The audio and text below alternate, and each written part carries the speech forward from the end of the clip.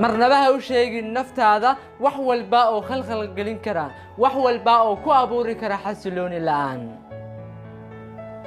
ka yeelo noloshaada inta aad nooshahay waxaad ka yeelataa qaacidooyinkii ahaa naftayda waxaa ka mamnuuca inay dhegaysato wax kasta oo looga sheekeeyo oo iyada khalkhal gelin kara wax kasta oo farxad la'aan ku abuuri kara noloshaada ilaahay subxaanahu wa tacaala wuxuu u abuuray inaad u faraxsanaato sidii uu ku abuuray dhab ahaantii noloshu waxay ku qurxoon tahay farxadda naftaada wax khalkhal gelin kara iyo wax carqalad ku abuuri kara iyo wax kasta oo dhib ku abuuri kara